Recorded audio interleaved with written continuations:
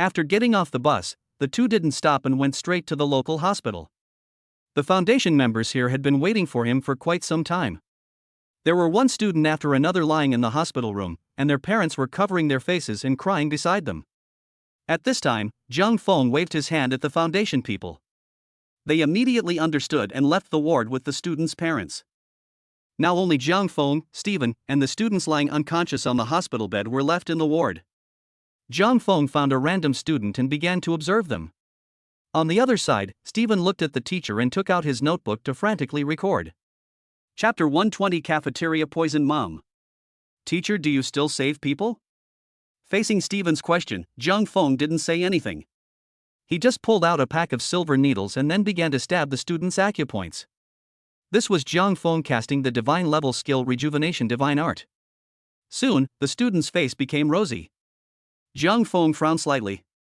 After the healing he had just done, he was almost certain that the one who had poisoned him was an assassin.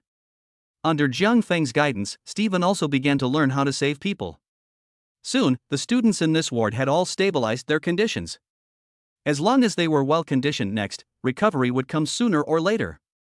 Right now, what Zhang Feng had to do was to hurry up and catch this killer. Otherwise, there would be a steady stream of students being hospitalized.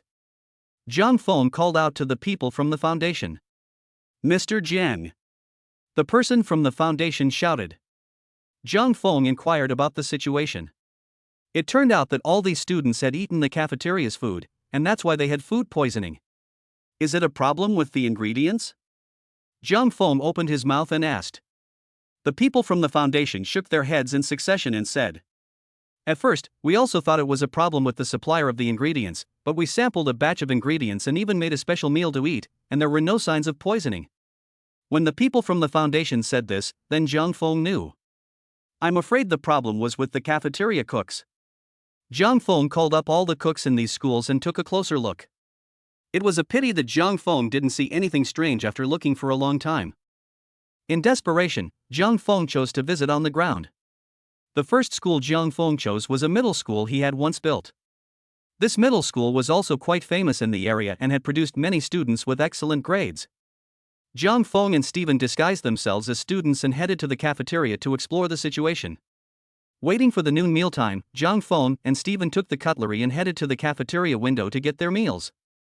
Perhaps it was really lucky, Zhang Feng immediately realized that something was wrong. After typing up a meal, Zhang Feng sat down in the cafeteria and started observing, immediately sensing that something was wrong. It was important to realize that Zhang Feng had divine poison blending skills. It was impossible for any poison in the world to escape his eyes. There was something wrong with this meal. Zhang Feng frowned slightly and brought Stephen to find the chef. The foundation's people also came in at this time. The chef took a look at the people from the foundation, this was the top management of the company, and was scared less for a moment.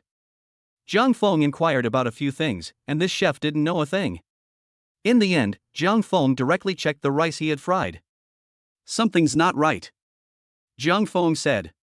At this time, Stephen opened his mouth and asked, What's wrong, teacher? These meals are all fine. Only the rice in that window has a problem. Zhang Feng instantly caught the problem. There was something wrong with this cafeteria mom who was in charge of serving the meals. By the time Stephen rushed out of the kitchen to check, that kitchen amma had long disappeared, seemingly fleeing from the crime. On the other side. After fleeing the school, the cafeteria AMA ran wildly towards her house without looking back. Aborted. How did this get discovered? My poison should be fine. This cafeteria aunt was, indeed, the one behind this food poisoning. The reason for this was that this amma was also an assassin who walked the path of poison. Nay, her talent was limited, and she had only managed to reach the level of a 9-star assassin after all this time, and there was still 100,000 miles to go before she was born into the realm of the realm.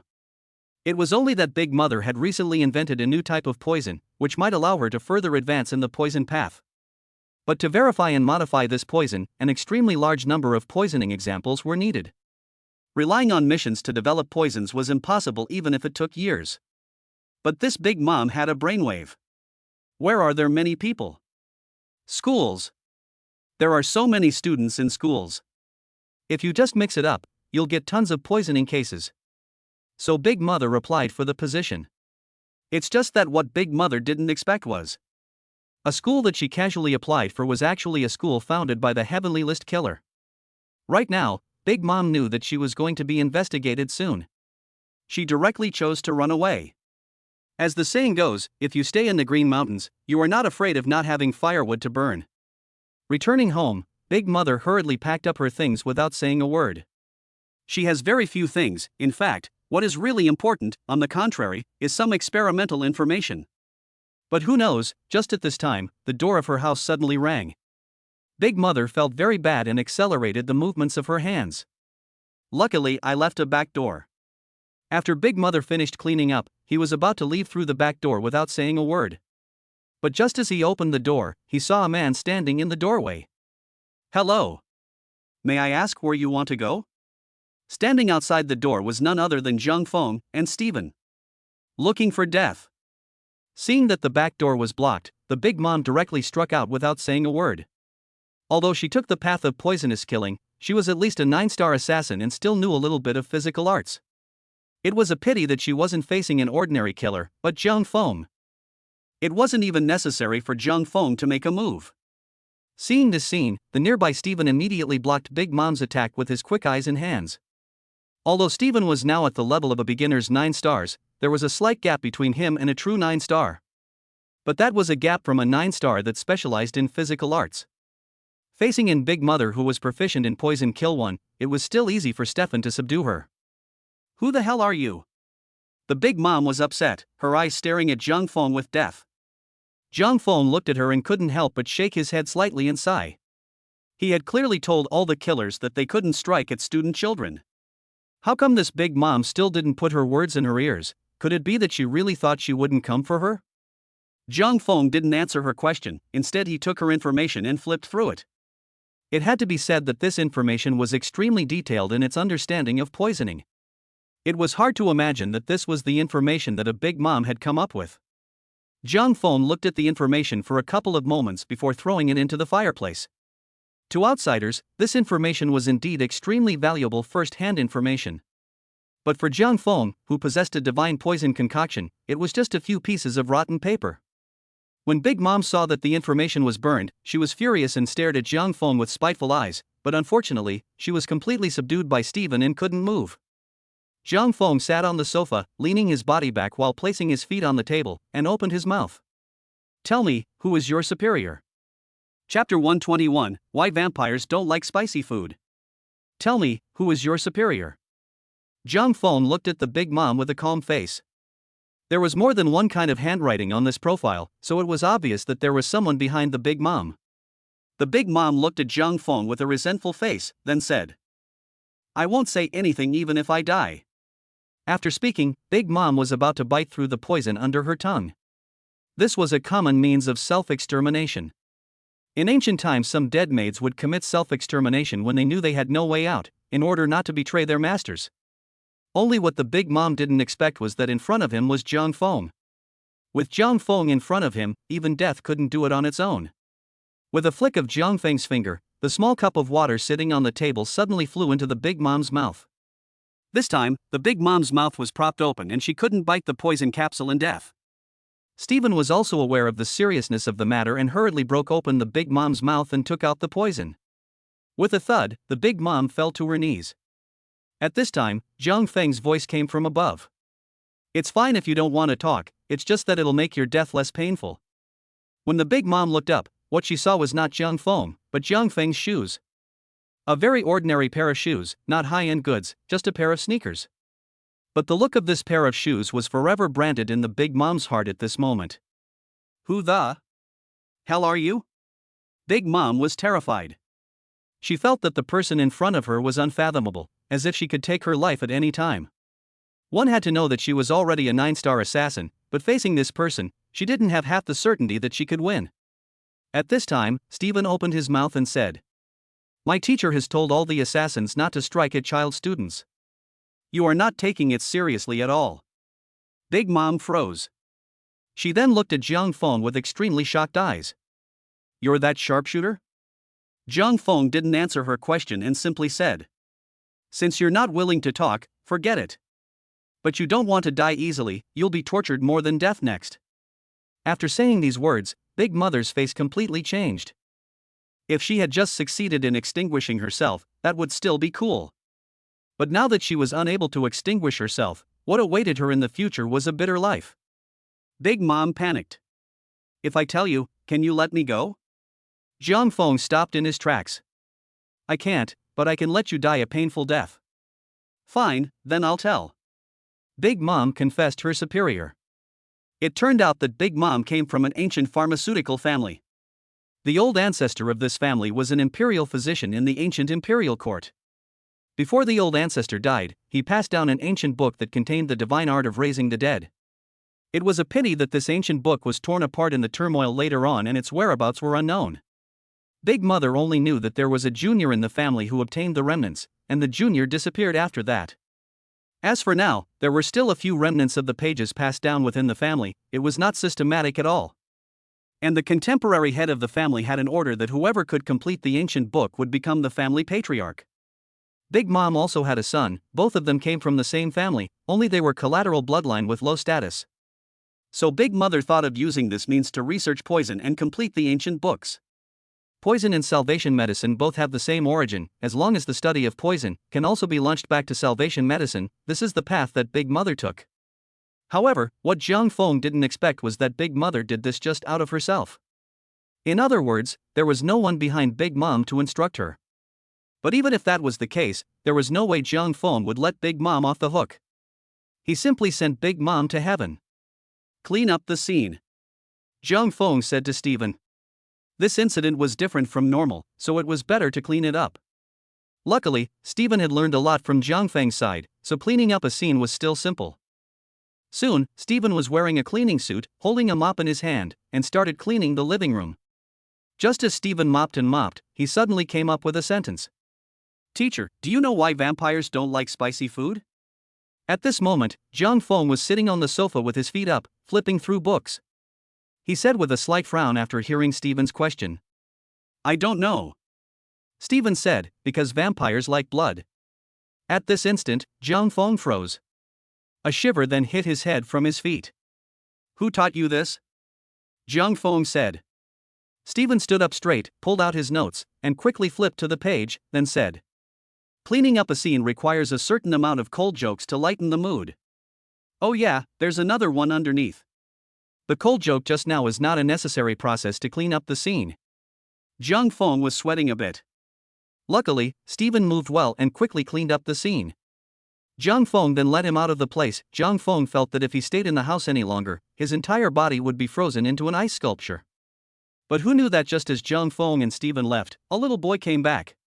He opened the door and shouted around, but he couldn't see his old mom. On the other side, Jiang Feng was walking back. At this time, Jiang Feng said. That person is still following us. What a pain in the ass, let's find a place to finish him off. Stephen couldn't feel it, but if the teacher had said so, then it proved that someone was definitely following him, so Stephen nodded. Jiang Feng and Stephen left the downtown area and deliberately looked for a sparsely populated path. Jiang Feng then said. Come out, don't think I don't know you've been following us. Jiang Feng twisted his head around, only to see a burly figure appear behind him. This person was none other than a member of the Dragon Kingdom's hunting team, the Barbarian God. The Barbarian God looked at Jiang Feng and scratched his head in embarrassment and smiled. If it wasn't for the overpowering killing aura on his body, I'm afraid that his appearance at this moment would be mistaken for a naive strongman. I heard from Shadow Attack that you're an assassin who was born into a bite size. The Barbarian God laughed. I'd like to see how powerful your bit grid is. Jiang Feng now understood from what he heard, so it turned out that the person in front of him was also from the Dragon Kingdom's hunting and killing team. But then again, Jiang Feng was a bit annoyed with the Dragon Country hunting team. He was merely doing his own thing, and the Dragon Kingdom hunting and killing team came to probe him 3 times. First it was the Shadow Attack, and then it was this person in front of him. It seemed like he had to give the Dragon Country hunting and killing team some color to make them completely give up on investigating himself before he could do so. I'll do it, teacher. Just as Jiang Feng was about to make a move, Stephen's voice rang in his ears.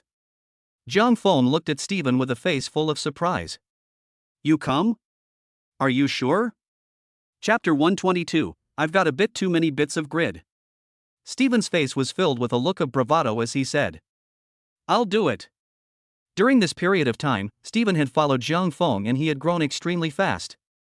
After the last time, Stephen felt that he should take the initiative instead of hiding behind his teacher all day. At this rate, the teacher would look down on him or her, and might even sweep him or her out of the door. Moreover, Stephen looked at the strong man in front of him. He estimated that he was a 9-star killer level, and he was not on par with himself. It shouldn't be a problem for himself to deal with him. Alright, you do it then. Zhang Feng made way for Stephen. He respected Stephen's idea. Stephen stood in front of the barbarian god and laughed. It's your bad luck to mess with me. Strike! Stephen violently leapt out towards the barbarian god. 20 seconds later. Stephen was beaten to a pulp, his mouth constantly screaming. Teacher, save me! Teacher, save me! How could Stephen not expect that this burly man in front of him was so powerful? He was not his opponent at all. It could even be said that he was the strongest opponent he had ever encountered in his life. It was said to be a fight, but it was actually himself being a hard sandbag for 20 seconds, being chased and beaten. In the end, Stephen just couldn't hold on any longer, which was why he asked Zhang Feng for help. Hearing this, Zhang Feng let out a slight sigh, then instantly struck out. Seeing the sandbag-sized fist immediately land on Stephen's face, Zhang Feng suddenly stretched out his palm and steadily blocked the punch. It was the barbarian god's turn to be surprised. One should know that the barbarian god walking was a power bitmap. Even though the barbarian god hadn't yet reached the end of his path on the bit grid, and had probably given birth to half a bit grid. But the thing was, barbarian god could penetrate an armored car with a single punch, and even steel that was more than 10 centimeters thick could be easily penetrated. Throwing punches like cannonballs, this was the praise the Slayer community had for the barbarian god. But what was the situation right now? This skinny man in front of himself had caught one of his punches in one go? And what shocked the barbarian god even more was that he sensed something different. It was a well-known fact that killers who walked the same path, the two of them had to be separated. It was a very strange feeling, as if it was destiny. Only when two killers on the same path came across each other would both be born with this feeling in their hearts. Now barbarian god felt it. That is to say, this person in front of himself, he also walked the path of power. But before the barbarian god could react, Zhang Feng suddenly unloaded his force, and then his body pressed down, assuming a sweeping leg posture. Swish! Zhang Feng violently swept his leg with ridiculously fast speed, forming a curved moonshadow. Immediately afterward, the barbarian god's entire body rose up in the air. It was also at this time that Zhang Feng slowly launched his palm. It was said to be slow, but in the barbarian god's eyes it was fast to the extreme. He had clearly reacted, but his body was too late to make any movements. He could only watch as the palm slapped into his chest. Immediately afterward, a huge force erupted. The barbarian god's entire body instantly crashed into the wall, smoke and dust rising up in all directions, not knowing if he was dead or alive. A moment later, the barbarian god stood up from the wall, and at this moment, he felt his chest muscles tremble madly. It was as if that palm had just directly torn a lot of his pectoral muscles, and even the bones were showing signs of slightly crumbling. The situation at hand shocked the barbarian god to the extreme. You're not walking on the path of strength, you've been born out of a strength bit pattern? And there's also a speed digit? This time, the barbarian god saw what was happening. This person in front of himself, he wasn't a walker at all. He had already come into great fulfillment. Although it was a bit out of place, the barbarian god used to be considered well-read and had read countless Taoist texts. This was on ancient times, and in Taoist terms, it was the formation of a Dao fruit. The bit grid was actually similar to the Dao fruit, only one was a Western term and the other was a Dragon Kingdom term. The barbarian god was completely shocked this time. A person actually had 2-bit grids? This was a rare occurrence in the world. One had to know that the teaching ruler had only given birth to 1-bit grid. Bite size? Zhang Feng frowned slightly. In fact, he had long heard of this term more than once. Earlier when he himself was walking internationally, this term had appeared in his ears from time to time. It was just that Zhang Feng had never cared about it until those people claimed that he had given birth to, what was it, the slaying bit godhead. Later, after Zhang Feng had learned about it, he realized that the original bit grid was a pronoun for a path that had come to an end. If it was said according to this, each of the god-level skills that Zhang Feng possessed represented a bit grid. The digit of strength, the digit of defense, the digit of body, the digit of speed, the digit of guns, the digit of life, and the digit of poison. If one were to spread out all of Jiang Feng's digits, it would be enough to produce a small book. If the killers in the whole world knew about this, they would have to die of shock on the spot. Jiang Feng was too lazy to say anything more to the strong man in front of him as he took a step towards him. But just at this moment, a voice suddenly came over leisurely. "Little barbarian, since you're not a match for Sharp Dagger, why don't you hurry up and leave? What's the point of staying here?" This voice was clearly coming from another person.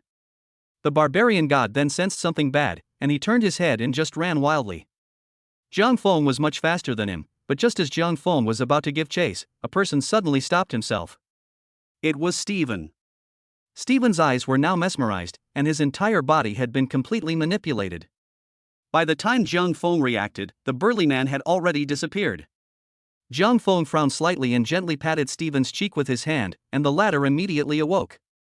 If Jiang Feng was right, just now Stephen was dreaming, that is, asleep. But this kind of dreaming tactic was quite a bit more advanced than hypnosis. The Dragon Kingdom hunting team is really talented. Jiang Feng didn't even have to think about it, the one who had just struck out was definitely another member of the Dragon Kingdom hunting team. And it was feared that its specialty was this kind of dream entry tactic.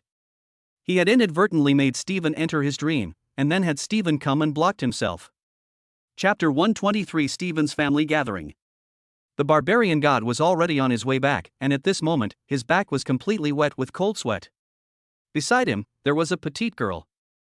This little girl was wearing a dark Gothic-style Lolita dress, and in her hand, she was holding an umbrella that possessed a purple and black pattern to shield her from the sunlight. She was a member of the Dragon Kingdom's hunting team, Phantom Dream. What a carelessness this time! The barbarian god opened his mouth. Until now, his eyes were still filled with shock. This sharpshooter, how could he be a dual godhead slayer? I've never heard of there being this kind of killer before. Dual bit godhead? Phantom Dream was a bit surprised. She did not know the specifics of the battle between little Barbara and the sharpshooter just now. She rushed to the scene and saw that little Barbara had already lost, and the situation was not optimistic, so she urgently executed the illusory dream means to make the one next to the sharpshooter go into a dream, which saved little Barbara. Yes, a double-bit godhead. I'm afraid it's the only one killer in the world. As the barbarian god recalled the battle he had just fought, he only felt an overwhelming sense of fear. Facing shadow attack, he was still able to make it through 2 moves. But facing that sharpshooter, he surprisingly couldn't see a single chance of winning. The opponent's strength and speed were greater than his own, so if the fight continued, he would definitely be the one to die. The barbarian god looked towards Illusory Dream and spoke. Why didn't you just let the sharp dagger enter the dream directly? Inside the Dragon Kingdom hunting and killing team were 2 birth bit grid killers. One was the teaching ruler, and the other was Illusory Dream. Illusory Dream was the one who had gone to the extreme on the subject of dream entry, giving birth to the bit pattern. Hearing the barbarian god's inquiry, Illusory Dream's face began to become embarrassed. I just tried. But I couldn't even manage to get that sharpshooter to enter my dreams. His mind is ironclad, I couldn't do it at all. The moment these words came out, the barbarian god was completely shocked. What did you say? The barbarian god couldn't believe it. Even Illusory Dream, who had gone to the extreme of dream entry, didn't have a way to make the sharpshooter enter his dreams? How was this possible? This was too unconventional. This was because when the dream entry Dao was taken to the extreme, it basically meant that one could casually make people dream. Whether it's Shadow Attack, Rose, or himself, all of them will be hit by Phantom Dream's trick, and it's almost 100% sure to hit. In the past, Phantom Dream used to tease them with this. But now, Phantom Dream can't even take the sharp knife. That wasn't all. What Phantom Dream said next made the barbarian god completely numb. Little barbarian, there's something I don't know if I should say or not. I just seem to feel a feeling in the body of the sharp knife. He and I, it seems like sooner or later, we're going to have to split up. The barbarian god was completely confused. What does this mean? What does this mean? Could it be that sharpshooter is 3 godheads? On the way back, Stephen kept asking who that person was. Jiang Feng couldn't stand him asking and asking, so he just said it plainly, saying that it was a member of the Dragon Kingdom's hunting team. Stephen expressed his surprise upon hearing that. Hunting and killing team? But Stephen quickly understood. Because in other countries, there were also similar organizations. Sakura, Pretty Country, Sunset Empire, and Bear Country all had this kind of organization in existence. The main purpose of its existence was to solve things that could not be put on the table. It was just that what Steven hadn't expected was that the Dragon Nation hunting team had stared at his teacher so quickly. Zhang Feng told Steven not to take it to heart. Right now the food poisoning matter had been resolved. Next he was going to go to Steven's family and help Steven get his face back, then he would be able to get dozens of housekeepers so that he could continue to build the school. After returning home, both Zhang Feng and Steven began to pack up their things and were ready to go. However, what the two of them didn't know was Shadow Raid and Rosebud had already arrived at Steven's family first. Shadow Attack and Rosebud had disguised themselves as Western nobles, and the two of them were holding each other's hands as they walked through the gilded banquet hall. "Have you found the target yet, Rosebud?" "Not yet." "Could the intelligence be wrong? The members of the Sunset Empire's hunting team didn't show up?" "No, the intelligence should be fine. This foreign hunting and killing team member has made a lot of noise and killed quite a few of our compatriots overseas. The organization has long been aware of him, and he's definitely here. I've heard that he's quite strong, but with the two of us joining forces, it shouldn't be a problem to take him down." On the other side, in the depths of the castle, in a luxurious room, Steven's elder brother, Svera, was organizing his attire. He was in his 30s this year, with a beard. He looked much more mature and resolute than Steven. "I heard that this time Steven will also come back." A smile appeared on Swire's face at the thought. He hadn't seen his brother for a long time, and he missed him. Although he had been made the family heir, Swire had always liked his brother and envied him. He himself would have to deal with the family's affairs, big and small, in the future, and he also wanted to be as free as Steven and be able to do what he wanted to do. "I hope Steven will like the gift I prepared for him this time," Swire thought as he quietly glanced at a person next to him. This person had fair skin, a high nose with sunken eyes, a straight body, and a military cap on his head, while his feet were wearing a pair of leather shoes. This man was a member of the Sunset Empire's hunting team, serving in the military ministry, named Selchis. Although Pops didn't know what Steven was doing, but Svera knew. His own brother was working as an assassin. For this reason, Svera spent a lot of money to make friends with this Sergius officer, in order to introduce Steven to the Sunset hunting team, to serve his country. I'm sure Steven will be very happy when he finds out, right? Moreover, Officer Sergius had promised himself, as long as Steven had the potential and ability, he could specifically write an introduction letter and submit it to the team's senior management. And on the other side, Zhang Feng and Steven were also on a plane to the Empire of Sunset. The plane landed in the territory of the Sunset Empire, according to Steven. Their family's ancestor was a duke noble. According to the laws of the Sunset Empire, commoners could not become a duke at this level. But the Sunset Empire was further divided into the Imperial Lordship, the Noble Lordship, and the Merit Lordship. The third situation was more special. Those who had made significant contributions to the Empire could be granted a merit degree. Steven's ancestor has made a great contribution, by the monarch personally awarded the duke's title. Only now the Steven family is now fallen, although they still have the title, but there is also an Imperial Duke in the same region. Its rights do not know than the Steven family hide aware, so in this area, that royal duke has the highest right to speak.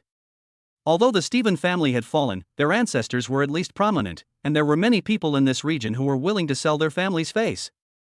Soon, Zhang Feng followed Steven to a cliff, where there was an ancient castle next to the cliff. If a normal person were to see such a magnificent old castle, they would definitely lose their voice and gasp in shock. However, Zhang Feng did not. Actually, to be honest, Zhang Feng had also carried out missions in Sunset. Well, it was just sending a few royals and a few dukes to the west. Therefore, going in and out of the castle was a routine for Zhang Feng. Zhang Feng can even know where to escape and where to lurk at the first sight of the castle. These were all from experience. Steven led Zhang Feng into the family. Svera, who had gotten the news, was so happy that he couldn't even change his clothes before rushing to find Steven. Of course, Svera also brought along Officer Sergius, also wanting to take this opportunity to introduce his brother to Officer Sergius. Chapter 124. This is my teacher. Steven had been out and about for a while, but the maid still cleaned his room. Steven was in his room changing his costume. Technically they were late coming back this time. The banquet was going to be held this evening. It was at this time that there was a knock on the door to Steven's room. At Steven's command, the maid opened the door to her room. Swire walked in with a face full of surprise. Stephen. Svera spread his arms and gave Stephen a big hug.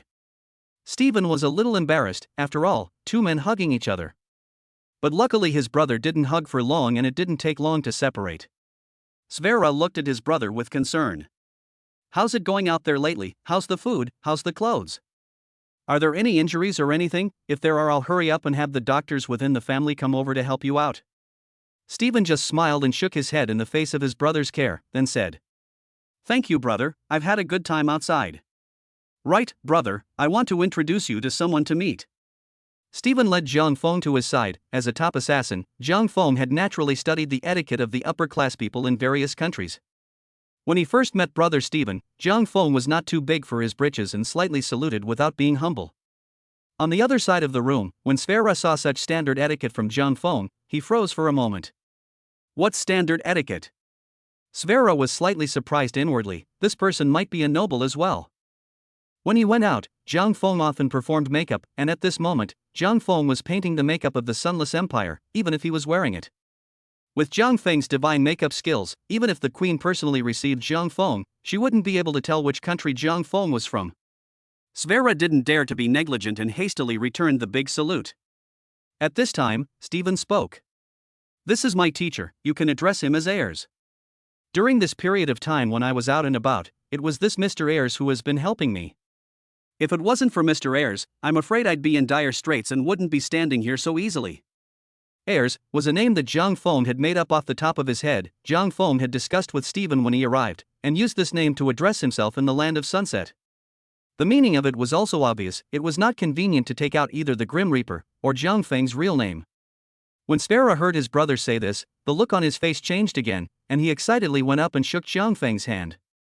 These days, it's really thanks to you helping my brother. I'll thank you on behalf of the family. Svera said this on the surface, but behind his back, he was very puzzled. This young man in front of him was Stephen's teacher. A teacher in what area? A teacher in academics? But according to his own understanding of Stephen didn't like to read on weekdays. He didn't even finish school before running out to become an assassin. This person in front of him can be a teacher in any field, but he must not be a teacher in the field of killers. Because he was going to introduce Sergis to Stephen. In other words, he would prefer that Sergis become Stephen's teacher, teach Stephen the art of killing, and introduce Stephen to the Sunless Empire's hunting team to serve the queen. If this man in front of him was Stephen's killer teacher, and he had known Stephen for such a long time, I'm afraid that Stephen wouldn't give up on Ayers, and in that case, his own good intentions would all go down the drain. Svera thought this in his heart, but he didn't say it out. Because there are many people here, this matter of the killer is not convenient to say in the open.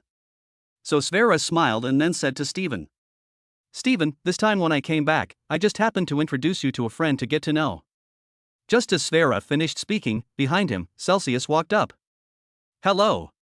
Stephen didn't want to embarrass his oldest brother, so he extended his hand, wanting to shake hands with Sergius. Stephen's hand hung in mid-air for a while, and then only then did Selheath reach out and give Stephen a shallow handshake. Selheath didn't say much after that, and the atmosphere in the room was a bit awkward. Finally Svera let out a laugh to break the awkwardness and said, That's it for now then, Stephen, we'll talk about it later at dinner, okay? Swire then left his brother's room, closing the door behind him in the process. Just as he reached the hallway, Svera asked, Officer Selheath, what do you think of my brother? Selheath's face was cold, and after a few moments he spoke. Barely okay, he's half a foot into the 9-star Slayer. Selheath was a very high and cold person. In his opinion, a first-time 9-star killer like Stephen was not worthy of shaking hands with him at all. He himself just shook Stephen's hand. One is to look at his brother's face. His brother Svera is at least the family heir in the future. The Duke's family, he himself more or less sells some face. The second is to see in Stephen promotion speed can be. Stephen this year 18 years old, also mixed to the ranks of 9-star killers. For ordinary people, this promotion speed has been very horrible. Of course, this is in the view of Sergius. In fact, it is also medium to high level. Because every country's hunting and killing team members, their strength was extremely terrifying, and their promotion speed was extremely fast. When Stephen was compared to them, it would be quite inferior. One had to know that there were many people who wanted to enter the Sunset Hunt team every year. Among them, there were quite a few demonic geniuses who promoted faster than Stephen. On the other side, Zhang Feng in the room also opened his mouth and asked, Is your brother a killer too? Jiang Feng asked. In Jiang Feng's opinion, there were no traces of training all over Swire's body. But he was accompanied by an expert, namely Sergius. No. Stephen said as he changed his clothes. What's wrong, teacher? Jiang Feng shook his head slightly and said, nothing. In Jiang Feng's opinion, Sergius was a very powerful assassin and should be a member of the Sunset hunting team. But in terms of strength, he really wasn't a match for himself. What's more, Sergius had no ill will towards himself and Stephen, and he shouldn't break out into a conflict with him. Therefore, Jiang Feng didn't take it to heart and just casually asked. Stephen then finished changing his attire, but there was still some time before the dinner party started. So Stephen took Jiang Feng around the castle. The castle's kitchen, study and so on. Jiang Feng and the two of them went around. Finally the two came to a small platform. Standing on this platform, one could see the ocean, and the wet and salty sea breeze came to one's face, making one feel relaxed and happy. It should be said or not, the Sunset nobles were still very good at enjoying themselves. But just at this time, two people also walked onto the platform.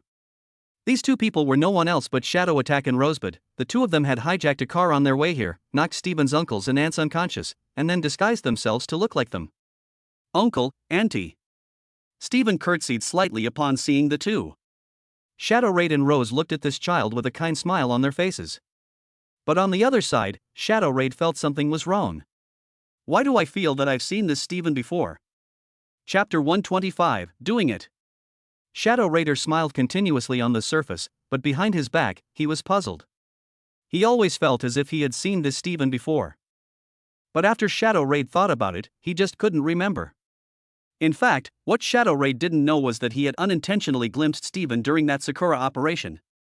On the Sakura bridge, when Jiang Feng left, Stephen was right next to him. It was a pity that Shadow Raid didn't notice Stephen or take note of his appearance, but simply glanced at him. Never mind, I might have misremembered.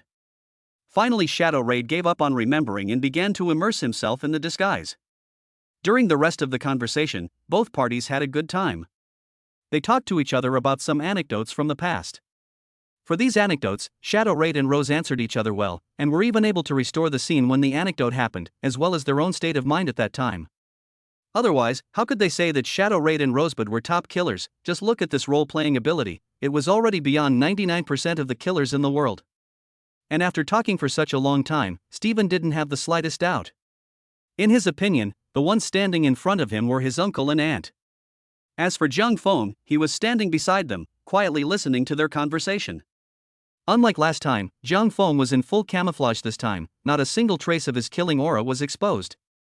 So even for Shadow Attack and Rosebud, they didn't perceive anything wrong with Jiang Feng. In both of their minds, the young man in front of them was just a friend of Stephen's. Time flew by and it was soon time to enjoy the dinner. Uncle and aunt left first and headed to the banquet hall. And Jiang Feng and Stephen were also slowly walking towards the hall. Ugh! Jiang Feng looked at the student of his and couldn't help but sigh. The kid had already been tricked, and by now he still couldn't tell that these two were killers. It seemed that Stephen's observation skills needed to be further improved. On the other side, Stephen asked Jiang Feng what had happened. Jiang Feng just smiled and shook his head, not telling him. After that, the two of them arrived at the banquet hall. One could only say that it was truly worthy of being a noble gathering. In the hall, a long table was set up, and on top of the table was a gold and red silk scarf ribbon, and on top of the ribbon were countless delicacies and food, which were glistening under the light and looked very delicious. And at this time, a group of relatives of the Stephen family had long been seated and were waiting for something. Looking around, there were only empty seats next to Stephen's uncle and aunt, so Jiang Feng and Stephen sat here. After Jiang Feng sat down, he began to observe the participants of this banquet. I have to say, Stephen's family was really huge. In this banquet hall, there were at least hundreds of people sitting.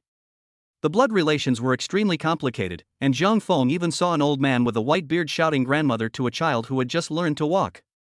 Soon, as Stephen's father, that is, Skousen, took his seat, the banquet officially began.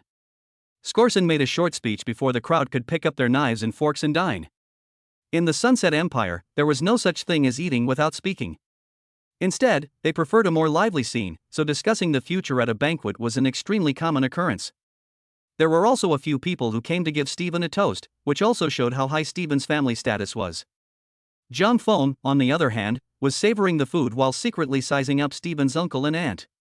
What are Shadow Attack and Rosebud doing here at this banquet? Jiang Feng was a bit curious. Although Steven didn't see it, he could have seen it a long time ago. These two were Shadow Raid and Rosebud, there was no mistaking it. The two of them came to the banquet. Could it be that they were running towards themselves? But the more Jiang Feng thought about it, the more wrong he felt. This Shadow Attack and Rosebud definitely didn't notice themselves, and didn't even glance over to their side. If the two of them were really secretly observing themselves, then they would definitely be able to spot themselves in the first place. In other words, these two were not running towards themselves. Is it running towards Sergius? Jiang Feng vaguely had an answer. It shouldn't be wrong. Right now, inside the family, apart from himself, only Sergius was a top assassin. Although there were some unimpressive low-star assassins inside the hall, those were just side bloodlines casually brought in. These low-star assassins were not worth Shadow Attack and Rose. Just as Jiang Feng was thinking, he suddenly observed. Shadow Raid and Rosebud had made a move. As a matter of fact, Shadow Raid and Rosebud had been observing Selkies. The hall was chaotic right now, and it wasn't easy for them to assassinate Sergius. After a secret exchange between the two, Rosebud saw the right moment. Suddenly a knife and fork flew out. It went straight for Selki's head. But unfortunately, Selki's level was far beyond their imagination. Almost the instant the knife and fork were unleashed, Selki sensed that something was wrong. He suddenly twisted his head, then pulled a family female next to him and used it to block the gun. With a poof, the knife and fork was directly inserted into that clan female's head. Blood splattered for a moment. Immediately after that, the family crowd cried out in shock. Dead man! Dead man! Someone's dead! These family crowds usually lived a pampered life, traveling with underlings to wait on them. Now that they saw such a bloody and horrifying scene, they panicked for a moment. Not only them, even Steven's brother, Svera, was also surprised. What's going on here, Officer Selchis? Selchis smiled slightly, then stood up, his torso straight and his hands behind his back. I think two rats got mixed up inside the party. Selchis' gaze did not deviate in the slightest, and was staring straight at both Shadow Raid and Rosebud. At this moment, the faces of both Shadow Raid and Rosebud were also unsightly. They didn't expect the sneak attack to fail. And it was blocked so easily by the other party. One must know that Rosie's sneak attack was very powerful. Not to mention the 9-star Slayer, even a slightly weaker heaven-ranked Slayer wouldn't be able to react. We've exposed Rosebud. Don't hide anymore. Go straight for Shadow Raid. Right now, Shadow Raid and Rosebud were no longer hiding, they directly stepped onto the dining table and killed straight towards Sergius. On the other side, Steven was also confused when he saw his uncles and uncles suddenly go on a rampage. My uncles and uncles are actually killers too? When Jiang Feng, who was next to him, heard this, he completely froze. This kid is hopeless. This was Jiang Feng's first thought. This child really was completely hopeless. Shadow Attack and Rosebud were both planning to stop acting. This kid even thought it was his uncle and aunt. This is a member of the Dragon Kingdom hunting team, Shadow Raid and Rosebud. Jiang Feng pointed out, your real uncles and uncles were probably knocked out and thrown into some nook or cranny. Chapter 126, My students, it's not your turn to point your finger at them. What? Steven looked shocked. This is a member of the Dragon Kingdom hunting team? Why can't I tell? Jiang Feng was filled with speechlessness, that's why he said you're hopeless as a kid. But then again, the battle on Shadow Raid's side was still pretty intense. Shadow Raid and Rose were at least members of the Dragon Kingdom's hunting team. Ordinary heavenly ranking killers weren't really their opponents, let alone the two joining forces at this time. So the two sides in the first moment of the encounter. It was almost as if Shadow Attack Rosie had beaten Sergi's back. Within a dozen moves, Selki's face changed. This kind of move, you guys are members of the Dragon Kingdom hunting team, right? Selhis was experienced in combat and saw it right away. Chance said as he attacked. So what if I am? You've done a lot of evil, the heavens have sent us to collect you. This Selheath had killed quite a few of his compatriots in the Dragon Kingdom, which caused the higher-ups of the domestic organization to be enraged and send the two Shadow Attacks to remove him. According to the information, this Selheath's level was that of an ordinary hunting and killing member. As an ordinary hunting member, Shadow Raid's side clearly had the numerical advantage. 2 against 1, it was almost a sure win. Shadow Raid Rose thought so. But just at this time, the situation suddenly changed. Sergius roared, and the uniform he was wearing tore open steeply, revealing his lean muscles all over his body, as well as lurid scars. Shadow Strike was unimpressed and continued to move forward to launch his attack. But who knew, Shadow Attack slapped out a palm, which could have absolutely hit Selhis. However, Selhith's body suddenly performed a bizarre twist. He dodged Shadow Strike's slap. Not only that, Sergius pursued the attack and sent Shadow Strike flying with a punch. On the other side, Chance didn't believe it either, holding several knives and forks, swish swish swish threw them all out. The knives and forks covered every corner of Sergius, meaning it was impossible for the opponent to dodge. But Sergius seemed to have sensed it and directly stretched out his fingers. Bang bang bang bang. Selhith's fingers were frantically picking in mid-air. Those knives and forks were surprisingly all plucked into his hands. Now, Shadow Attack and Rose completely froze. How? Rosebud's face underwent a subtle change. Not only her, Shadow Raid's face was also ugly, and Shadow Raid was bleeding from the corner of his mouth. Something doesn't seem right, Rose. Shadow Attack opened his mouth. He recalled the attack he had just made. It was clearly a sure hit, so how was it that the opponent suddenly dodged it? That kind of attack, unless the opponent knew about it beforehand, it was impossible to take precautions. It was also at this time that Shadow Attack's pupils suddenly shrunk violently. Could it be that? Not only Shadow Attack, even Rose thought of it. This Selkies, born out of a bitch? After this thought came out, the two were shocked beyond words. The intelligence is wrong. This Selkies is actually an assassin who was born out of a bit pattern. Shadow Attack. Let's go. Without saying a word, Rose twisted her head and ran wildly. One must know that there was a big difference between a bit pattern being born or not. An assassin with a close combat bit pattern, it's one person could even fight 3 members of the hunt. That's how exaggerated it is. In other words, unless the barbarian god came to help. Otherwise, it would be impossible for Shadow Raid and Rose to beat this Solicity. Unfortunately, Shadow Strike and Rosebud had just moved. Selkies seemed to have sensed their next move long ago. Selheath moved ahead and had already arrived at Shadow Raid's side. It was true that Shadow Attack was fast, but Shadow Attack speed was more like a fast reaction in terms of movement. But reactions, no matter how fast, could not be faster than precognition. This was Selheath's bit grid. Precognition bitmap. Whether in close-range combat or long-range sniping, an assassin who possessed this bit pattern could foresee his opponent's next move in advance. That being said, Sergius got close to Shadow Strike almost instantly. Before Shadow Strike could react, he suddenly threw a punch and slammed it hard into Shadow Strike's neck. In an instant, Shadow Strike only felt his eyes go black, as if he had lost power. His entire body instantly collapsed to the ground and fainted. When Rose saw Shadow Attack fall, she hesitated for a split second, and it was in this split second that Sergius seized the opportunity and came in front of her, grabbing Rose's arm. Now, no matter how much Chance struggled, she couldn't escape from Selly's grasp. The sudden turn of events made everyone present look dumbfounded. Whether it was Sverre or Skousen, they were all frozen on the spot, not expecting this scene to happen at all. Sverre rushed to Sergius' side and inquired about the situation. These two are assassins from the Dragon Kingdom, this time they are specifically here to kill me. Selheath said coldly. On the other side, Sverre nodded slightly, so that's how it is. At this time, Sergius suddenly spoke. Since you want your brother to enter the Sunless Empire's hunting team, I'll give him a chance. Call your brother here. When Sverre heard these words, he was immediately overjoyed, and he called Stephen over. Then Sergius said, Stephen, you kill these 2 Dragon Kingdom assassins now. I will write a letter of recommendation for you and recommend you to enter the Sunless Empire's hunting team. Now it's time for you to perform. Selshi picked up a knife and fork on the table and handed it to Stephen. Now, Stephen froze, he hadn't even expected things to go this way. On the other side, Sverre also spoke up. Brother, I actually know that you are working as an assassin outside the hunting and killing team of Sunless, that's directly working for the Queen. It represents the highest honor of the Sunset Empire. It's also the highest honor of an assassin. Being able to join the hunting and killing team of the Sunless Empire should be what you've always wanted. Do it, brother. Stephen gripped his knife and fork and looked at Chance, who was struggling madly. At this moment, he recalled what his teacher had just said.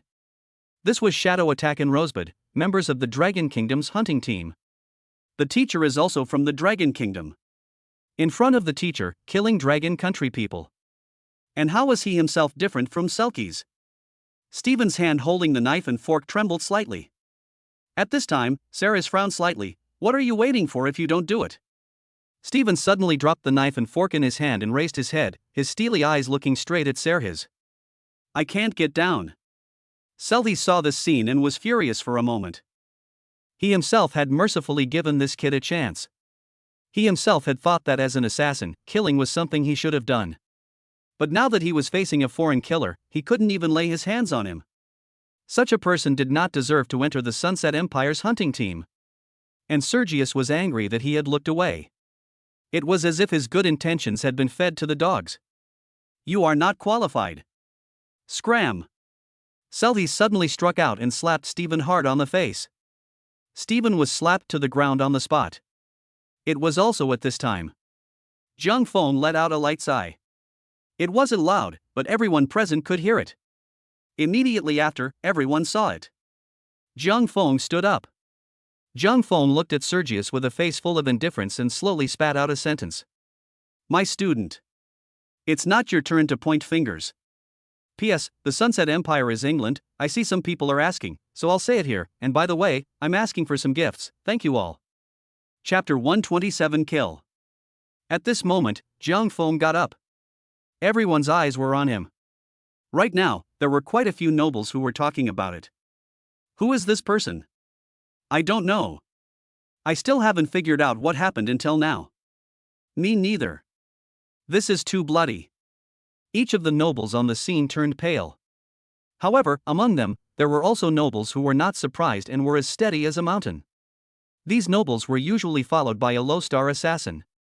Most of these low-star killers were also local killers from Sunset.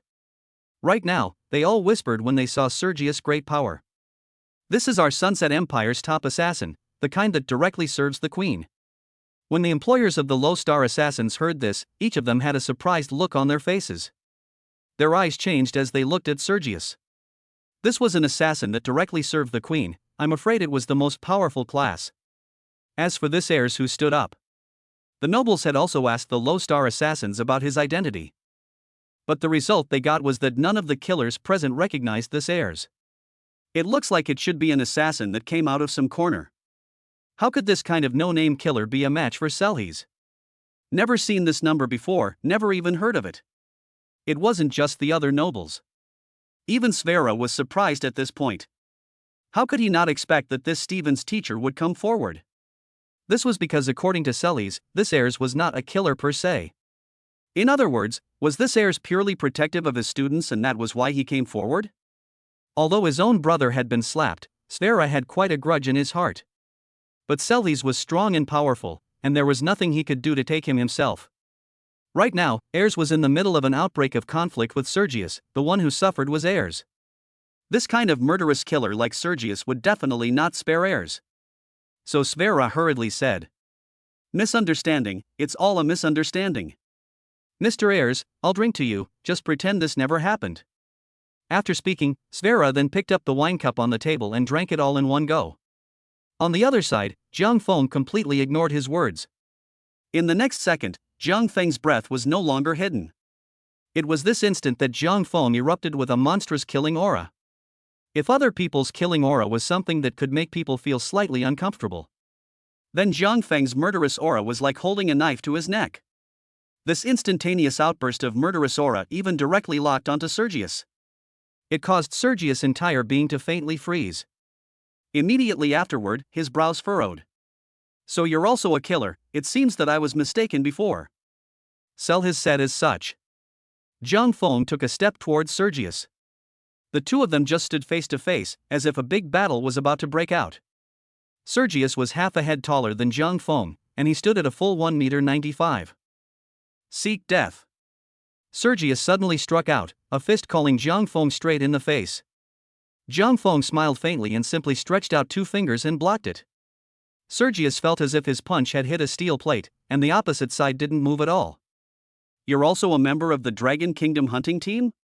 Selkies felt a little surprised. The previous two members were so unbeatable, how could this hunt team member be so powerful? Zhang Feng didn't answer his question and just said lightly. Finished fighting? It's my turn after the fight. Zhang Feng slowly lowered his fingers, then clenched his fists, and his entire body violently bowed towards the back, as if he had a full bow drawn.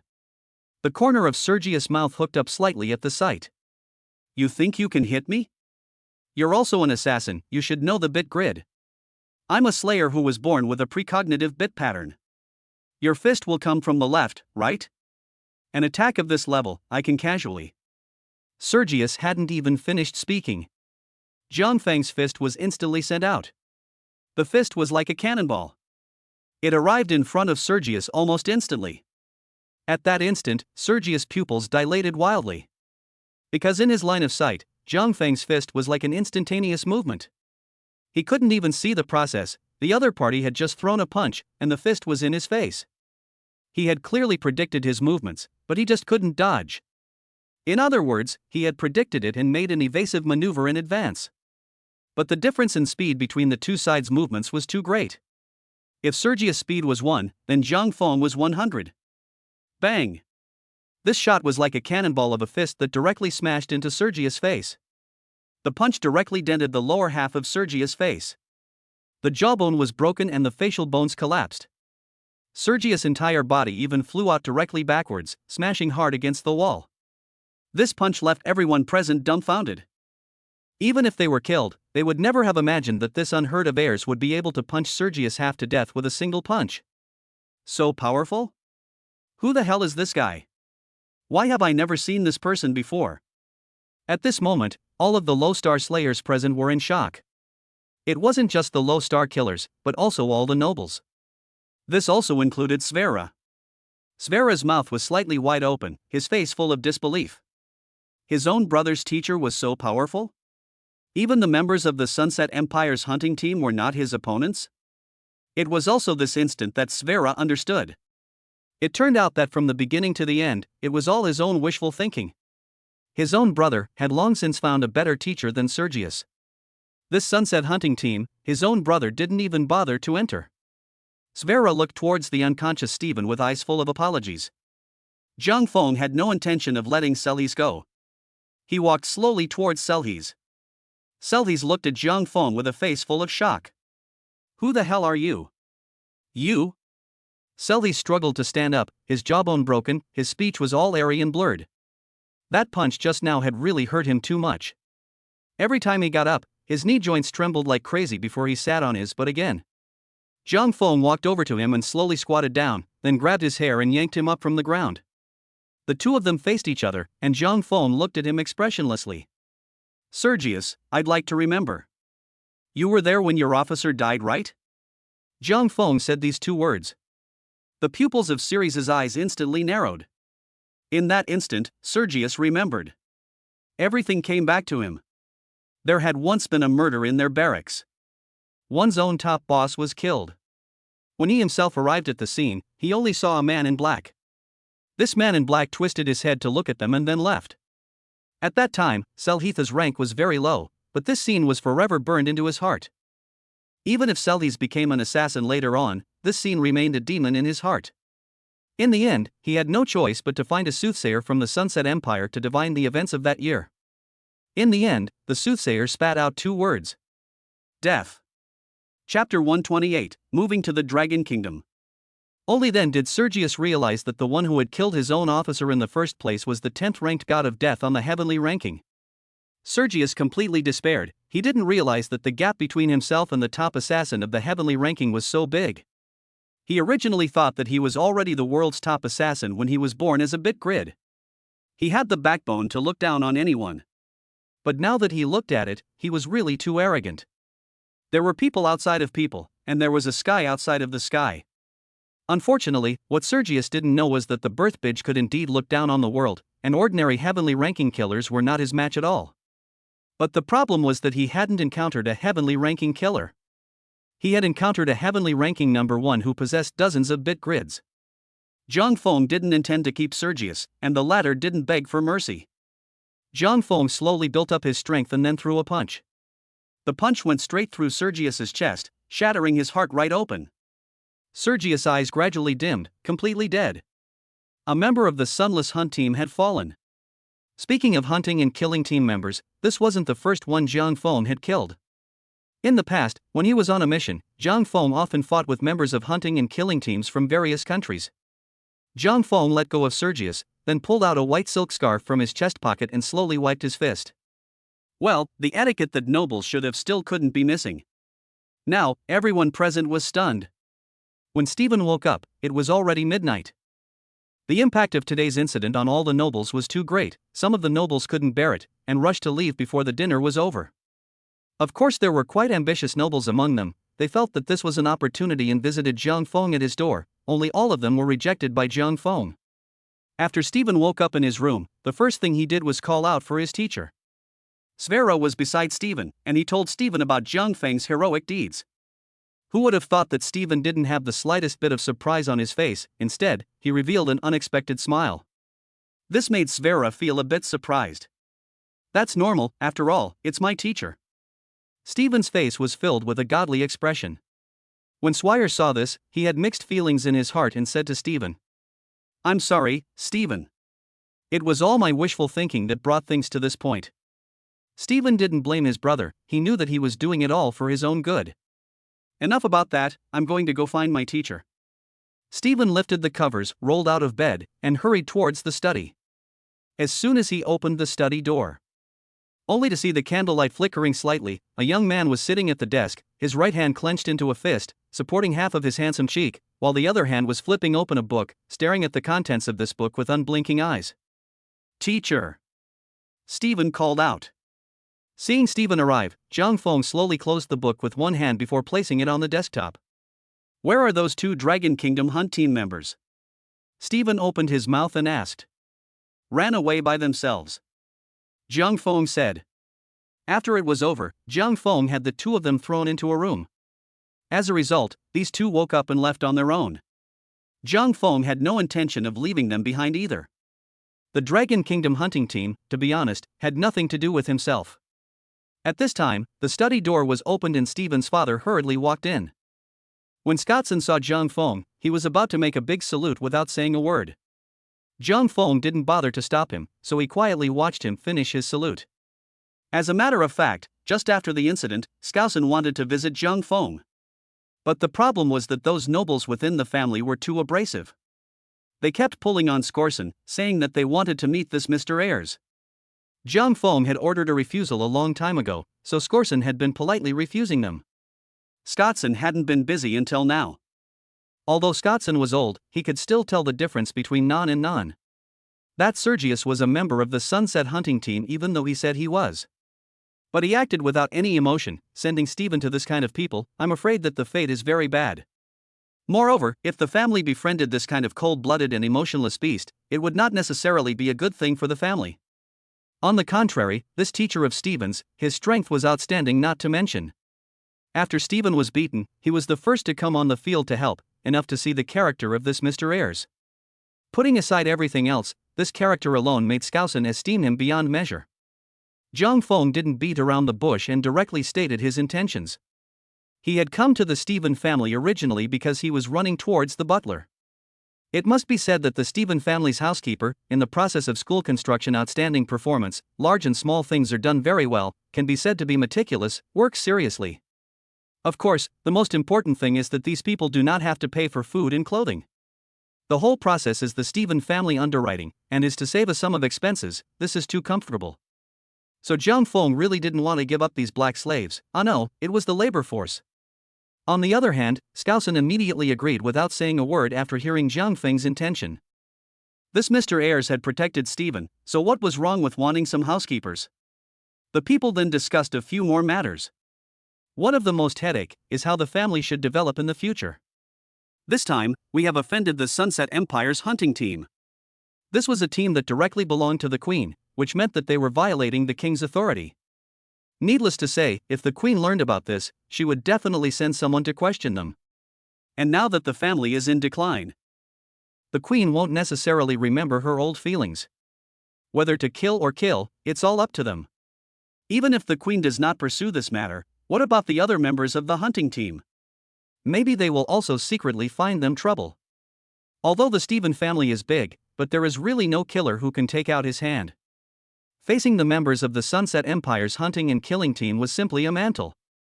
This gave Skousen and Swire a headache. However, Stephen's next words were to show them the way. "Father, brother. Why don't we leave here and move to the Dragon Kingdom?" A short sentence, but it made Skorsen and Sfera's pupils quake. Move? Move to the Dragon Kingdom? This matter, the two Skorsen had not really considered. After all, their roots were in this great land, and for them to move away, they definitely wouldn't be happy about it. Zhang Feng didn't say anything, except that the Stephen family could help themselves if they wanted to move. Stephen continued to persuade. "Now that we've offended the hunting team, the Sunset Empire can't stay for sure. Anyway, our family is declining by the day, and there is still an Imperial Duke in this great land. This Imperial Duke has been continuously looking for trouble from us for several years in a row. If that's the case, then why do we need to stay here?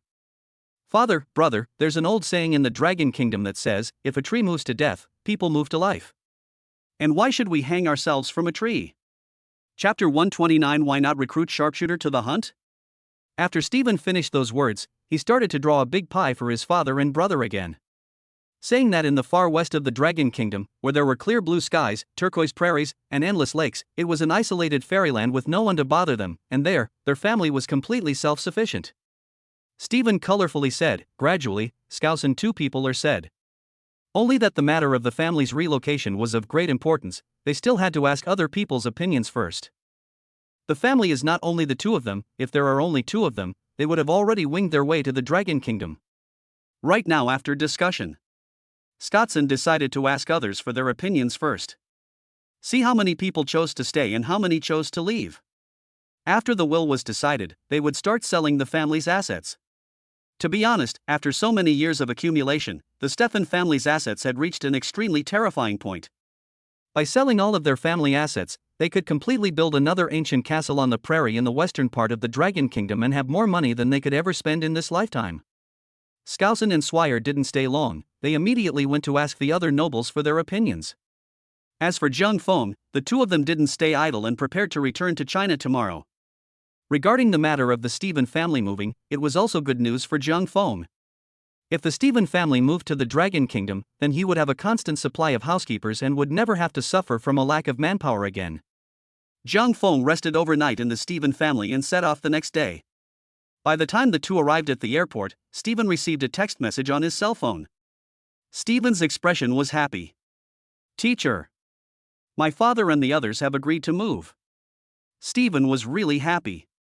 Because he had offended the Sunset hunting team this time, if his father and brother insisted on staying, then he might not be able to see them in the future. But luckily his father and brother weren't pedantic people, they knew how to be flexible. Zhang Feng nodded, "I'll have the Foundation's people go help them as well." Stephen smiled even more happily, "Thank you, teacher." Strictly speaking, not every noble in the family was willing to move. Some of the old nobles were still stubborn and died to stay in Sunset. For these old nobles, Skousen didn't do any extra persuasion, he just left silently. There were 123 people who finally decided to move to the Dragon Kingdom. These 123 people quickly sold their family properties and obtained a huge amount of money, preparing to head to the Dragon Kingdom. On the other side, after Stephen saw another text message from his father, he said to Zhang Feng, "Teacher. Father gave me a sum of money and said he wanted me to pass it on to you." Zhang Feng walked ahead and said without looking back, "How much money?" "Keep it for yourself." The Stephen family was indeed rich, but how much could they give themselves? $1 million? $2 million? Or $5 million? None of this money was enough to build a school. Zhang Feng was too lazy to ask for it, so he might as well give it to Stephen and let him spend it on himself. But Stephen's next sentence made Zhang Feng freeze. "Father gave me 200 million. Wait." Zhang Feng suddenly stopped in his tracks, then he turned his head and a smile appeared on his face. But then again. In the end, Zhang Feng currently had a total of $1.18 billion in savings.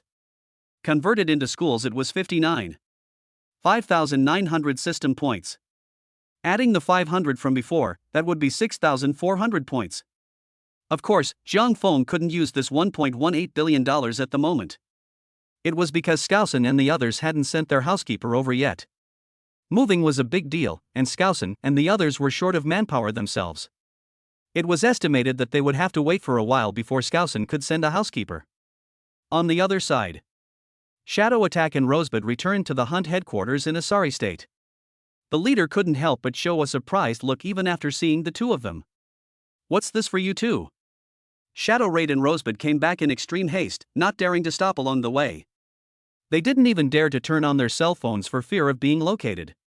"Something happened," Shadow Attack said.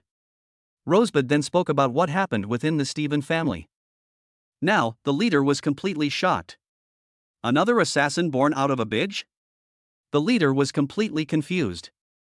He couldn't figure out what the hell was going on here lately. First, a bit grid killer appeared in the country. Then another appeared in the world. Are all bit killers so worthless nowadays? Why did it feel like there were cabbages everywhere? Sunset's Bit Slayer, not just any Bit Slayer. Rose focused on describing what happened at the banquet at that time. She had seen that bit killer with her own eyes, killing Celtis with 2 punches. Sergius himself was a bit grid killer. A killer who could kill a bit killer with 2 punches. What level of killer was he? Rose did not even dare to think about it. Because the more she thought about it, the more scared she felt. On the other side, the leader also spoke. "Just in time for you guys to come back. I also have something to tell you guys. The sharpshooter you guys ran into earlier. We've confirmed it.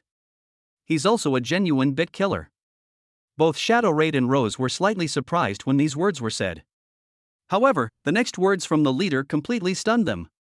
This sharpshooter killer is not just a bit grunt killer. He is also a double bit grunt killer. And it's suspected that he's a triple bit grunt killer. Now, Shadow Attack and Rosebud were all confused. "Wait? What do you mean by 2-bit grunts? 2-bit grunts?" Shadow Attack actually knew what this meant. But the shock inside made him unable to resist asking some more nonsense. This was just too frightening. A 2-bit grunt, had there ever been an assassin of this level in history? I don't think so. And what was the meaning of this 3-bit grunts? Can't it be that it's 3 bits? On the other hand, Rose was also extremely shocked. Only compared to Shadow Attack, she came back to her senses a little faster. Suddenly, Rose had an idea. She looked at the leader and opened her mouth. "Leader. Since a bit grunt has appeared on the Sunset Empire's side, then why don't we recruit the sharpshooter into the Dragon Kingdom hunt team? And then let the sharpshooter deal with the bit grunts from Sun Neverland?" Chapter 130: A visit from the leader of the hunt team. The leader looked at Chance. He was seriously thinking about what Rosebud had said. After thinking about it, Rosebud's proposal was very good. If the sharpshooter could be recruited into the Dragon Kingdom hunt team, then the strength of the hunt team would definitely be greatly increased. Although it was hard to get people into the hunting and killing team now. But the sharp knife was different. He was a killer who was born out of a bit pattern. As long as this matter is reported to the top, the senior leaders are afraid that they can't wait to absorb the sharp knife into the hunting and killing team. But this matter is not that the leaders want to do can do, but also have to ask the sharp knife's opinion. After all, if people didn't want to enter the Dragon Kingdom hunting team, then they couldn't do anything about it. In the end, the leader made up his mind that he would personally pay a visit to this Mr. Leafblade to see what the latter's intentions were. The leader learned Zhang Feng's current location through the platform system and then immediately set off to look for him. On the other hand, after Zhang Feng returned to China this time, he didn't take on any missions. The reason was that there were no high bounty missions on the platform right now, and secondly, Zhang Feng still had more than $1 billion in his hand. More than taking on missions and executing them, Zhang Feng was now more interested in hurrying up and helping the Steven family get established, so that he could spend his more than $1 billion. Therefore, Zhang Feng came to the western part of the Dragon Kingdom, where the average altitude was 2,000 to 3,000 meters, extremely easy for people to produce plateau reaction, dizziness, and feeling nauseous. Only Zhang Feng is a top killer, his body had long been adapted to this situation. On the endless prairie in the west, Skousen and the others had already begun to hold construction works in a vast manner. According to Skousen, the hundreds of them were planning to settle here, grazing cattle and sheep on weekdays, and they were definitely living a good life. Zhang Feng stayed at the site, gathering the Foundation's personnel to help them build their residence. But on this very day, a middle-aged man approached Zhang Feng, and he was none other than the leader of the Dragon Kingdom's hunting team, Mingdiyu. This time, only Mingdiyu came, shadow attack rose and the others didn't come over. And after seeing Jiang Feng, Mingdiyu directly stated his intention to come. Inviting me to join the Dragon Kingdom hunting team? Jiang Feng frowned slightly. It wasn't the first time he had encountered this kind of situation. Regarding this kind of situation, Jiang Feng had many identities abroad, and those identities had all done amazing things that were noticed by foreign executives, and they would throw out olive branches to Jiang Feng. Only Jiang Feng refused all of them. The reason is very simple. First, the price of foreign countries is not high. To be honest, to join the foreign hunting team to carry out the mission, its bounty is similar to the 9-star mission. In that case, then they do not join the hunting team can carry out the 9-star mission. Why do you want to join the hunting team to carry out the 9-star mission? Secondly, Jiang Feng has never killed good people, but the foreign hunting team has a complicated composition. For example, the previous Sergius, the good people who died under his hands can be not a few. If you join the foreign hunting team, then the organization sends you to kill a good person. Do you kill or not kill? Thirdly, Jiang Feng is a dragon country man. He grew up in the dragon country. There is a certain natural sense of belonging to the dragon country, but not to other countries. Joining a hunting team of another country, this will make Jiang Feng quite unhappy. All in all, joining a foreign hunting team would erupt into a lot of contradictory conflicts. Jiang Feng didn't like this feeling, so he didn't join. So Jiang Feng didn't even think about it and directly rejected Mingdiyu. When Mingdiyu was rejected, he wasn't the least bit surprised, as if he had expected Jiang Feng to reject it. Next, Mingdiyu said, "Mr. Sharpshooter, I naturally won't let you join the hunting team for nothing. If you can join the hunting team, we will definitely offer you the highest pay. If it's convenient, we can discuss it carefully." Jiang Feng looked at Mingdiyu. The other party mentioned the remuneration, so it wouldn't hurt to listen to it. So Jiang Feng brought Mingdiyu to a small room. Mingdiyu sat down and opened his mouth to smile. "Mr. Sharpshooter, do you know what price point the common 9-star mission bounties are at now?" Jiang Feng said, "The low ones are in the tens of millions, the high ones are in the hundreds of millions, or even hundreds of millions, over $1 billion, depending on the difficulty of the mission." Mingdiyu nodded, then said, "Then do you know how much the foreign platforms take a cut?" Jiang Feng frowned slightly. He really didn't know about this matter. Because Jiang Feng hadn't paid attention to this kind of thing, he was an assassin and was responsible for carrying out the mission. As for how the platform worked, that was none of his business. Jiang Feng then saw Mingdiyu stretch out 3 fingers. 3%? Jiang Feng said, this percentage draw was actually quite reasonable. But who would have thought that Mingdiyu opened his mouth and said, "It's 30%, Mr. Sharpshooter." Jiang Feng felt a little surprised. 30%? This drawback was too harsh. In other words, if he took an order with a bounty of $100 million, he would only get $70 million in his hand. Moreover, this 30% drawback was something that even the top of the heavenly ranking couldn't enjoy. This is because the top 10 ranked exemption from handling fees means that when one sells an item, they are exempt from all handling fees. This order draw was not a handling fee and was not included. Jiang Feng carefully calculated that he had only earned 70% after performing so many missions abroad. "Our domestic platform is the same, Mr. Sharpshooter," Mingdiyu continued. "But after you joined the Dragon Kingdom hunting team, the situation became different. The bounty for each mission is completely open and transparent without any drawbacks, and you can get a 10% share. And the missions carried out by the Dragon Kingdom hunting and killing team are even more treacherous. Mr. Sharpshooter, I don't know if you've observed that the difficulty of the current 9-star missions in the country is generally lower. It's not like foreign platforms that would have you cleaning out warlords, aka heads. Because in the Dragon Kingdom, these missions are carried out by hunting and killing teams, and their bounties are much higher than normal 9-star missions." But even after Mingdiyu had spoken to this point, Jiang Feng still had no intention of agreeing to join. Mingdiyu wasn't the least bit flustered either as he continued. "After you joined the Dragon Country hunting team, in addition to getting 10% of the bounty, we also have dividends every month. The dividend for the 11th to 20th position on the domestic platform is $200 million per month, which is the grade you can currently get. But if you join the Dragon Kingdom hunting team, the dividend you get every month is 5 times that number. That is to say, 1 billion. 1 billion? Jiang Feng suddenly frowned. Chapter 131 Killer Bank Boss. Jiang Feng didn't expect the dividends from the Dragon Kingdom hunting team to be so much. 1 billion, if you knew that Jiang Feng had destroyed a guiltless guild, plus a trip abroad, he had only earned a total of 1 billion out of the money. But if he joined the Dragon Kingdom hunting and killing team, he would be able to get $1 billion for nothing every month. This was indeed quite good. But even so, Zhang Feng still didn't agree to join the Dragon Kingdom hunting team. Ming Deyu continued. Mr. Sharpshooter, according to your record of performing missions on our platform, we found that you are an assassin who only kills bad guys, right? Ming Deyu had long ago pulled up all of Zhang Feng's mission records. He discovered a shocking fact. This rising star, surprisingly, only killed bad guys.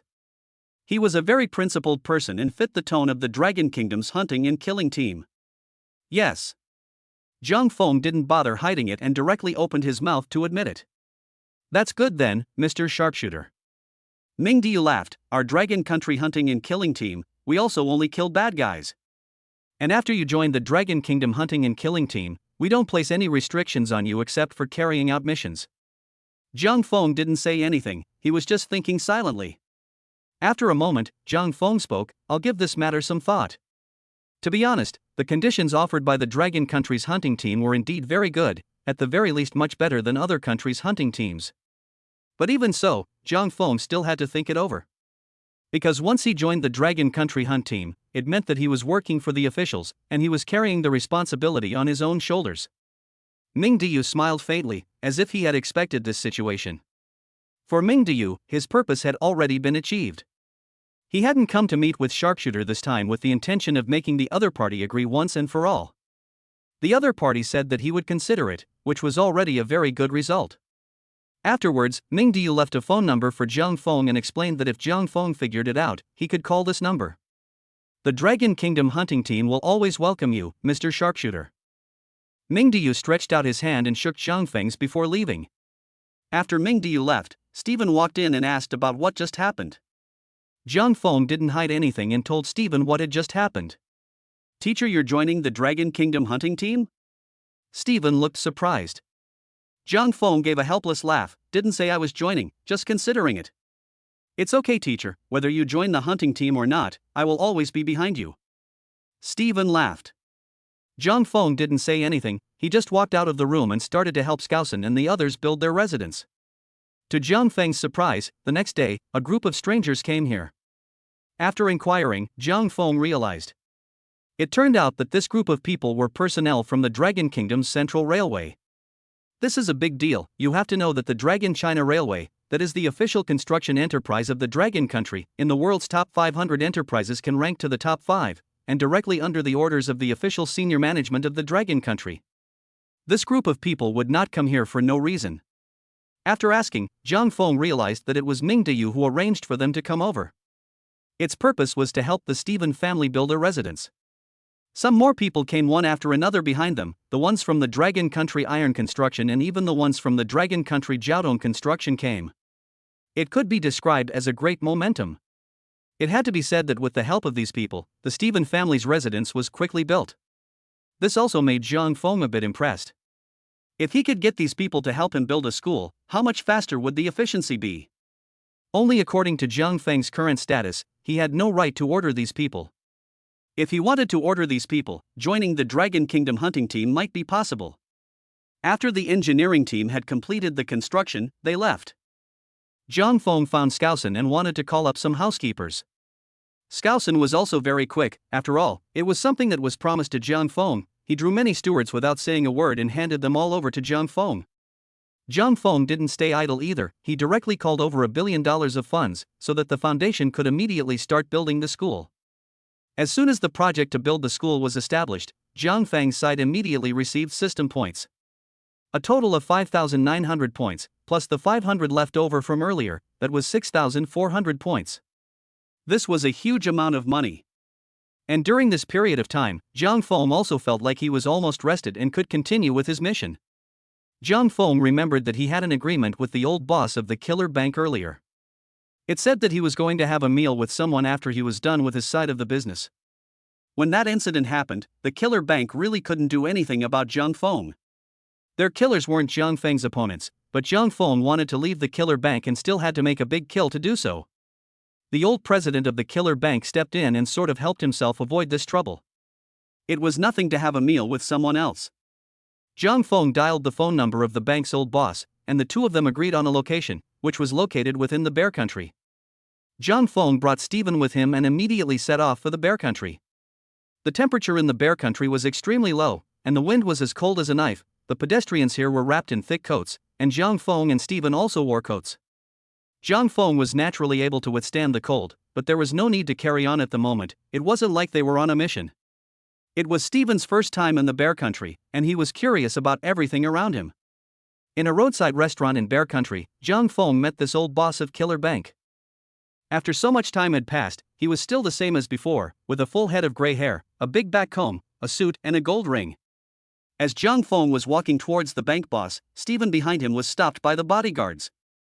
The bank's old boss waved his hand when he saw this, and only then did the bodyguard let Stephen go. The two of them came to the bank's old general manager and sat down. What made Zhang Feng feel surprised was that the restaurant chosen by the bank's old boss was not upscale. It was a very common roadside restaurant. And the signature of this restaurant was also black pepper beef spaghetti. Zhang Feng had just sat down when 2 steaming servings of spaghetti were served. "Please serve this little friend one as well, thank you," the bank boss said to the waiter, and the little friend in his mouth naturally referred to Stephen. Although the bank boss said this, he didn't put Stephen on his mind. The one he was going to see was this god of death after all, and out of respect for the god of death, it was only right to take care of his little follower. "Tell me, what's the matter?" Zhang Feng opened the door. At their level, there was no such thing as simply eating. Eating on both sides was nothing more than an excuse, and their real purpose was all about begging for favors. Talking to smart people is comfortable. The bank boss cut off a small piece of black beef and stuffed it into his mouth.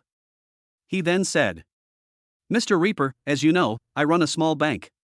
With the recent economic downturn and the country suppressing their staff, our family bank is also becoming less and less viable." Chapter 132 Bear Country Military Base. Speaking here, the bank boss let out a long sigh, then continued. "Times were already hard. But I didn't expect that there would be people pushing me, a half-dead old man, into a snow pit. Some time ago, my Bear Country branch had a little accident. Several of my branches were breached and all the money was looted. After some investigation, I learned that it was an armed force from the Bear Country that did this. This armed force is not the official army of the Bear Country. Their predecessor was the Black Force, only now it has been militarized. Mr. Reaper, you are my best friend in this world, you should understand what I mean." Zhang Feng didn't say anything, just silently listening to the words of the bank boss. "Mr. Reaper, you as my friend, I greatly respect your bottom line and principles. I know you need this." The bank's old boss had just finished speaking when the bodyguard handed up a document.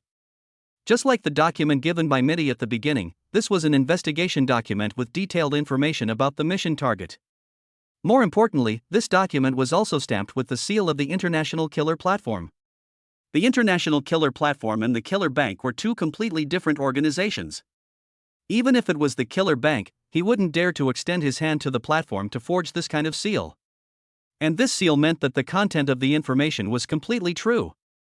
Zhang Feng casually flipped through it, and after determining that this warlord force wasn't something good, he nodded. "Friends helping each other is nothing more than you helping me out and me helping you out. Mr. Reaper, I know you are in great need of money, and I am poor with nothing but money. Help me kill the leader of this warlord and I can give you that amount." The bank boss spread out 5 fingers, whose representation was 500 million. $500 million also represented the difficulty of this mission. One must know that an ordinary 9-star mission was only tens of millions, and more than that, it was only hundreds of millions, 100 million, 200 million.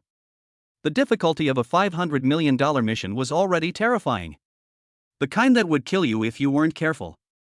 However, Zhang Feng didn't think so as he smiled faintly. "What if this power disappears completely? How much can you give?" Zhang Feng's words, in turn, caused the bank boss to be slightly surprised. He knew Zhang Feng's true identity, the #1 assassin on the heavenly ranking. But right now, what he was facing wasn't that kind of cat or dog, this was a warlord force. Next, Zhang Feng needed to attack the local base. His enemies were heavily armed, well-trained soldiers, and there were thousands of them. The opponent's weapons were also not simple pistols, but rifles, sniper rifles, rocket launchers, and even tanks and helicopter gunships. In front of such horrible firepower, this Mr. Reaper even wanted to wipe out the enemy army? Ha ha ha ha ha ha. The bank veteran suddenly laughed out loud. He then spread out his 2 palms. If you can do it, I'll give you this amount, 1 billion. How about it, Mr. Death? Jiang Feng directly agreed. Soon, Jiang Feng bid farewell to the bank boss. Next, he was going to make a plan of action. According to the information, the enemy base was located in a deep mountain. Only this deep mountain had a harsh climate, the mountain was bare, and there were only a few carriers traveling to the base. Jiang Feng and Stephen ambushed themselves on the mountain and quietly watched the situation below. Stephen's face wasn't very pretty as he spoke. Teacher, it's not good for us to blend in at this base. Jiang Feng nodded. Through the binoculars, Jiang Feng was able to see that there were many military barracks inside this base, and there was even a guard at the gate at 5 steps and a sentry at 10 steps. Every person entering and exiting had to verify their identity, and there would even be special facial checks to prevent people from disguising themselves to enter the base. But how could this be difficult for Jiang Feng? Jiang Feng spent 100 points and directly upgraded his transfiguration technique to divine level. Previously, Jiang Feng's disguise skill was only at the master level. But even so, Jiang Feng was able to fool Shadow Attack and Rosebud with his full disguise. Now that he had upgraded to the divine level, Jiang Feng could not possibly tell his true appearance if he casually disguised himself. Moreover, the god-level disguise technique could not only disguise himself, but also others, which was something that the master-level disguise technique couldn't do. With Jiang Feng's help, both Stephen and Jiang Feng had their faces changed. This is too powerful, teacher. Stephen couldn't help but let out a gasp as he looked at himself in the puddle. This was the first time Stephen had seen this kind of face-changing technique. Previously, he had only seen his teacher change his face, he hadn't personally experienced it, and now that he had been changed by his teacher, this time Stephen was completely stunned. This who can see himself Even if his brother and father came, I'm afraid they wouldn't be able to recognize him, right? Jiang Feng didn't stay idle. The disguise was only the first step of the plan. Jiang Feng's plan was to find a way to blend into the barracks first, so that he could have a clear grasp of every place in the barracks, such as the weapons depot, the back kitchen and so on. Only after grasping this information in detail would Jiang Feng have the certainty of wiping out this troop in its entirety. Now that the disguise was complete, according to Jiang Feng's next plan, it was to impersonate a soldier. After thinking about it, Jiang Feng felt that he couldn't impersonate soldiers who had returned from a trip. Because these soldiers were all transported back in batches, a vehicle also sat dozens of soldiers at least. Moreover, the vehicles didn't stop on the way, so he couldn't force a vehicle to stop, then get a few soldiers killed, and then disguise himself as them, right? In this way, it would be easy to scare the snakes, and if the other soldiers and the carriers found out, they would have to wipe out the carriers. But there were a lot less soldiers on the carrier, and that would draw the attention of the checking soldiers again. Therefore, Jiang Feng planned to go straight for the checking soldiers. And after this period of time, Jiang Feng realized that these inspection soldiers weren't that dedicated. At night, these soldiers would still be lazy. For example, find a place where no one was around and smoke a cigarette or something. It wasn't a big deal, but in Jiang Feng's opinion, it was a small thing that could turn the tide. Soon, night fell. It was around 3 in the morning. There were a few soldiers standing at the entrance, and they all yawned. When they first came on duty, each of their bodies were straight, but now that so much time had passed, the leaders in the camp had all rested one by one. They then started to become loose and began to have a conversation. At this time, one of the soldiers said, "You watch here first, I'm going to have a smoke." The remaining few soldiers didn't say much, we were all at the same post, it was normal to sympathize with each other. So the soldier casually found a place where no one was, lit a cigarette and smoked it hard. He exhaled a mouthful of smoke and only felt physically and mentally relaxed. But what he didn't know was that at this moment, Jiang Feng had quietly come behind him. With 2 casual strokes, Jiang Feng finished off the soldier. Jiang Feng changed into his attire, then said to Stephen behind him, "I'll have another soldier come over later. You watch for the right moment to finish him off, understand?" Stephen nodded vigorously.